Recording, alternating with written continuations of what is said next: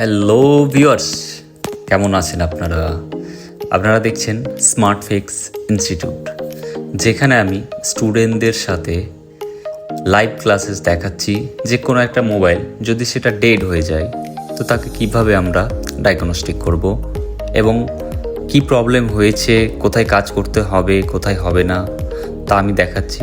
সেই জন্য আমি এই যে মোবাইলের যে টিনগুলো আছে, যার নিচে আমাদের আইসি আছে, বাকি আরও সার্কিট আছে যেগুলো আমরা মাল্টিমিটার দিয়ে চেক করব, তো সেগুলো চেক করার জন্য অবশ্যই আমাদেরকে এগুলোকে কেটে ওঠানো যায়, হিট দিয়ে ওঠানো যায়। যে যেভাবে পারেন সে সেভাবে করেন, সবারটাই ঠিক। তবে এগুলো করার সময় মাথায় রাখতে হবে যে আমাদের কম্পোনেন্ট যাতে না ভেঙে যায়। এক কথায় টিন কাটতে গিয়ে যদি কম্পোনেন্ট না ভেঙে যায়। এবার এখানে যখন টিনটা কাটা হয়ে যাবে তারপরে আমাদেরকে দেখতে হবে যে অ্যাকচুয়ালি প্রবলেমটা আছে কোথায়। এখানে মাল্টিমিটার নিয়ে আমি দেখছি যে অ্যাকচুয়ালি প্রবলেমটা আছে কোথায়। প্রবলেম একটা জিনিস মাথায় রাখতে হবে আমাদের, যে মোবাইল মাদারবোর্ডে অনেকগুলো সার্কিট থাকে।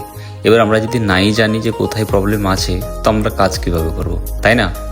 তো প্রথম কাজ হচ্ছে আমাদেরকে প্রপার ফল্ট ফাইন্ডিং করা। তো এখানে আমি আরও একটা টিন কাটবো কমপ্লিট প্রপার টেস্টিংয়ের জন্য। তো এইখানে ওপরে যে সিলটা আছে দেখতে পাচ্ছেন, এই সিলটাকে আমি সরাচ্ছি। এই সিলটা সরানোর পরে তারপরে আমি টিনটাকে সাইড দিক দিয়ে কেটেও রিমুভ করা যাবে এবং পুরোটা হিট দিয়েও করা যেতে পারে। আমাকে এটা ভালো লাগে তাই আমি এইভাবে কেটে করছি। টিনটাকে পুরোটা ওঠাবো না, যতটুকু আমার দরকার ততটুকু আমি কেটে নেব কাটার দিয়ে। আবারও বলছি, কাটার দিয়ে কাটার সময় আমাদেরকে খুব সাবধানে কাটতে হবে। সাবধানে মিন্স কোনো রকম যাতে কম্পোনেন্ট ড্যামেজ না হয়। আর বাই ডিফল্ট যদি আমাদের দ্বারা কম্পোনেন্ট বা অন্য কোনো টেকনিশিয়ান কাজ করেছে, তারপরে যদি আমাদের কাছে কোনো সেট আসে কাজ করানোর জন্য, আর সেখানে যদি কোনো কম্পোনেন্ট না থাকে বা কম্পোনেন্ট যদি মিসিং হয়ে যায়, তাহলে সেক্ষেত্রে আমরা সেটাকে খুঁজে বের করতে পারবো, অন্য কোনো ফোন থেকে ওঠাতে পারবো। সো এগুলো বেসিক্যালি স্টেপ বাই স্টেপ হয় কাজ। সো এখানে আমি আরও কিছুটা টেস্টিং আছে যেগুলো টেস্টিং করে স্টুডেন্টকে বলছি যে কোথায় টেস্ট করছি। এখানে আমরা একটা শর্ট খুঁজে পেয়েছি তাই আমরা এখানে একটা রোজিন নেব, যে রোজিন দিয়ে রোজিন স্মোক দেব। রোজিন স্মোক দেওয়ার ফলে কি হয়, যে যেখানে আমাদের হিট হবে কোনো একটা কম্পোনেন্ট যে শর্ট আছে সেই কম্পোনেন্টটা মেল্ট হয়ে যাবে। বাট এখানে একটা খুবই গুরুত্বপূর্ণ জিনিস আমি বলে দিই, যে আমরা অনেকেই জানি যে আমাদের প্রবলেম কোথায় আছে, বা স্বাভাবিক ধরে নিচ্ছি যেমন আমাদের শর্ট আছে মোবাইল, কিন্তু আমরা এটা জানি না যে কোথায় ভোল্টেজ অ্যাপ্লাই করতে হবে এবং কত ভোল্টেজ অ্যাপ্লাই করতে হবে। এটা মাস্ট বি জানা খুবই জরুরি। ধরে নিন কোনো একটা জায়গা আছে যেখানে আমাদের শর্ট আছে, কোনো একটা কম্পোনেন্ট হোক, কোনো সার্কিটের কোনো একটা কম্পোনেন্ট হোক বা আইসি হোক। এবার সেইখানে যদি আমরা ভোল্টেজ অ্যাপ্লাই করি, আমার যদি জানা না থাকে তাহলে কিন্তু হবে না। এখানে আমি ভোল্টেজ অ্যাপ্লাই করার পরে দেখুন এখানে কম্পোনেন্ট একটা মেল্ট হয়ে গেল।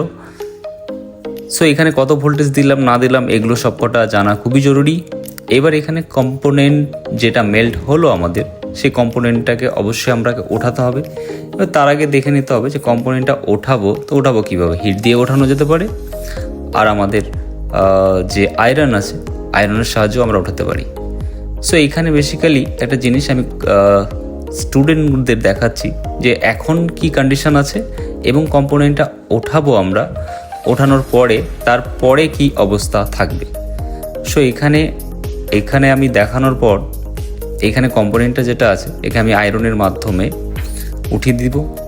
মাথায় রাখবেন একটা জিনিস, যে যদি কোনো কাজ আয়রন দিয়ে হয়ে যায় তো সেটা আয়রন দিয়ে করাটাই বেস্ট। হিট ইউজ না করলে, অ্যাভয়েড করলে করতে পারেন, বেটার হয়। এটা আমার পরামর্শ। বাকি হিট দিয়ে ওঠালেও কোনো অসুবিধা নেই, সেটা করতেই পারেন। সো এটাকে আমি চলুন তাহলে আয়রন দিয়ে উঠিয়ে নিই, এবং উঠিয়ে নেওয়ার পরে যদি এই কম্পোনেন্টটাই যদি প্রবলেম হয় বা শর্ট থাকে তাহলে অবশ্যই কী হবে, আমাদের মাল্টিমিটার দিয়ে যদি চেক করি আমরা, তো তাহলে এই কম্পোনেন্টটা আমাদের দেখাবে শর্ট। সো সেই শর্টটা দেখার জন্য আমরা করব কি, কম্পোনেন্টটাকে নিয়ে রেখে এখানে আমরা মাল্টিমিটারে দেখছি কম্পোনেন্ট শর্ট আছে। তার মানে কম্পোনেন্ট যদি শর্ট থাকে তাহলে এখানে শর্টটা আমার ছেড়ে যাবে, এখানে শর্টটা আমাদের ছেড়ে গেছে, এবং শর্টটা ছাড়ার পরে যেখানে প্রথমে চেক করেছিলাম সেখানেও দেখব সেখানেও শর্টটা আমাদের ছেড়ে দিয়েছে। সো শর্ট যদি ছেড়ে দেয় আমাদের তাহলে অবশ্যই আমাদের কাজটা তাহলে হয়ে গেছে। এবার কাজ যদি হয়ে যায় তো চলুন একে একটু থিনার দিয়ে ওয়াশ করে দিয়ে আমরা একে মাদারবোর্ডকে ওর ডিসপ্লের বেসে লাগাবো। লাগিয়ে দিয়ে আমরা এইখান থেকে 6 USB পোর্টটা নিয়ে নিই এবং 6 USB পোর্ট নিয়ে আমরা একে চার্জে লাগাবো এবং দেখুন আমাদের ফোন লোগো চলে এসছে।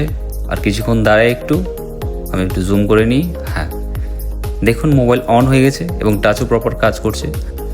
এইভাবে আমাদের কাজগুলো শেখানো হয় এবং দেখানো হয় প্রত্যেকটা স্টুডেন্টকে স্টেপ বাই স্টেপ, এবং আপনিও শিখতে পারেন এবং দেখতে পারেন। Thank you for watching.